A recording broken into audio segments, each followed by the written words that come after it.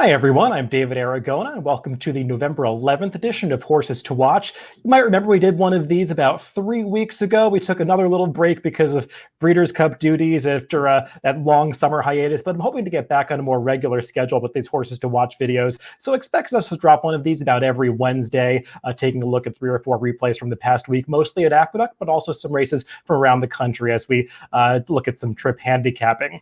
This week, the focus is going to be at Aqueduct, where they began this fall meet, and I'm going to focus on 3 turf races because we had a situation that we sometimes see, especially at the beginning of the Aqueduct meet, also when they have the rails set at 0 feet on both turf courses, where being in that inside path is a real advantage for horses that are able to ride the rail all the way around the track, and horses that are not in that inside path, even chasing in the 2 or the 3 path, are at a real disadvantage. And that was most evident on opening day of the Aqueduct meet, which was Friday, November 6th. And we're going to take a race from that day. It was actually the 3rd race on the card, a mile and the 16th on the turf, the inner turf course, optional claiming New York breds. And let's take it right from the start. And we're going to focus on the number 11 Creasy. Now, this is a filly who was dropping in class into this race, looked like she was getting the class relief that she needed to compete at this level, but I don't think we really got to see what she could do against these New York breds based on the trip that she got, because you're going to see a horse gets to the front end here. That's the number 2 VIP Nation, who will be the eventual winner.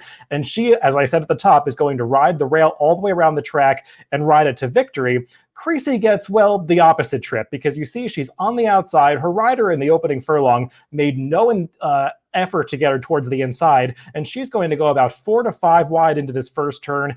That would be a bad trip on a fair course, but it's just the worst possible trip on a course that has a bias like this. He does get her over into the 2 or 3 path coming into the backstretch, but that's still too wide, because if you watch all of the races, especially on this opening day Friday card, if you were not right down on the rail, you really had no chance in these turf races. So in addition to the fact that Creasy is off the inside, this is also a race that did not feature a whole lot of pace up front. The winner is setting relatively moderate to slow fractions, so horses that are trying to come from the back of the pack are going to be at a disadvantage anyway.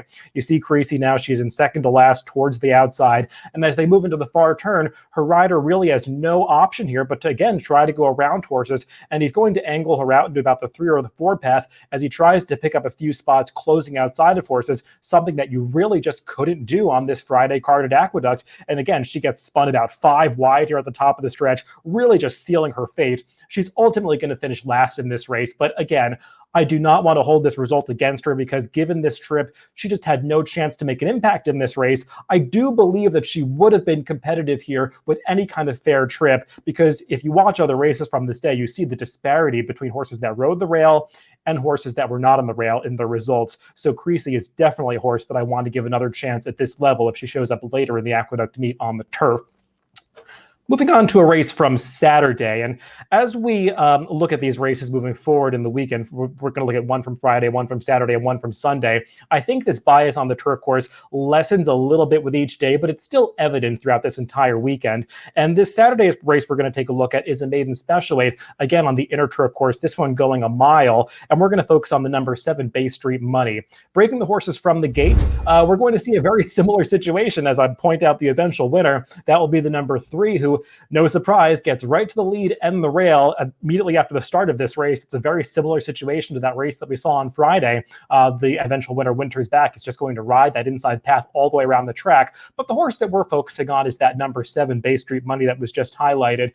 He does not go as wide as Creasy, and he doesn't get as compromised by a pace situation because he's closer to what again was a moderate pace. But this is just to illustrate how detrimental going even 2 to 3 wide on this course was over these first couple of days of the Aqueduct meet. Horses just can't make up any ground from they're not on the rail, and we're going to see that in this race. It's really just a merry-go-round affair. There's not a whole lot to narrate as these horses move down the backstretch. Again, the fractions are going to pop up. They're moderate to slow. This horse that's on the lead is going to take them all the way. And Bay Street Money, while he does slot into the 2 path moving down the backstretch, and he's able to get a little bit inside on the straightaways, as they come around both of these turns, you notice on the clubhouse roundhouse turn. He was about 3 wide, getting spun out a little wider when they made the break for that turn. And notice here, as they come around the far turn, his rider is going to try to move up outside of horses, but in doing so, he's going to have to move another path off the rail and go about 3 wide. And you just can't really make up ground doing that over these 2 days. If you watch all of these races, it's just basically watching the same race over and over again, as these horses can't make up ground, and that horse that's on the lead that rode the rail the entire way is just going to draw from the rest of the field. Give credit, though, to this number 7 Bay Street Money, because he is able to pass those horses inside and stay on for second. He's losing ground to the winner at the end of this race, but it's a credit to him that he actually was able to finish second given that trip, because a lot of horses who got that kind of trip over the Friday and Saturday cards were not able to even finish in the money in these races. So he's one, if he's back in the maiden special weight next time, second off the claim for Rob Atras, who had just claimed him prior to this start, I think we'll see a much better performance over a fair racetrack. One more race to take a look at is from Sunday at Aqueduct, and this one's just going around 1 turn. It's a 6-furlong maiden special weight race for New York-bred 2-year-olds. And as I said at the top of the show, the bias lessened a little bit from day to day to day, so we're going to see a bit more of a fairly run race here, but I want to focus on the eventual second-place finisher in this race, the number 3, You Should Be Dancing.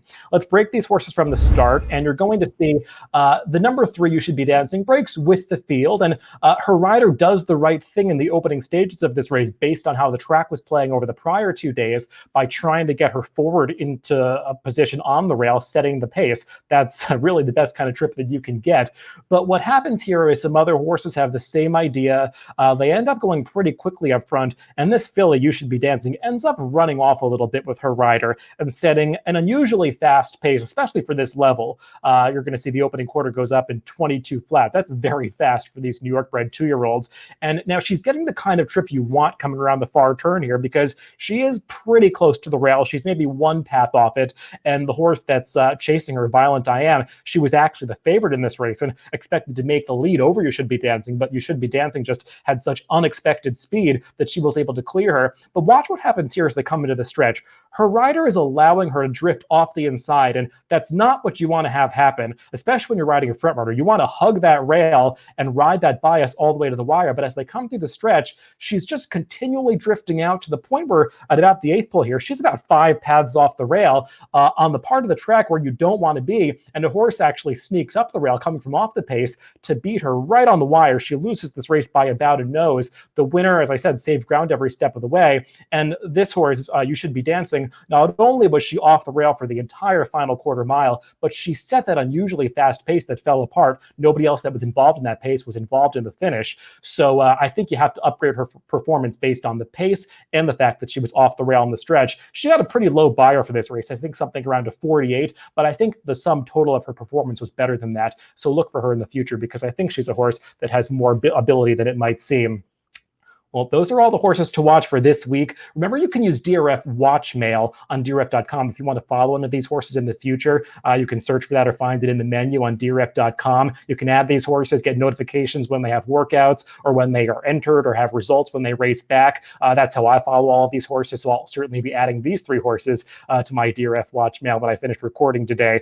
As I said at the top, look for these videos every Wednesday. I'll try to record one of these every week where I do some trip handicapping and highlight some horses that might have had poor trips in their races, and hopefully we can make a score with one of these when they run back in the future. So thanks for listening this week, and I'll be back with a few more horses to watch next Wednesday.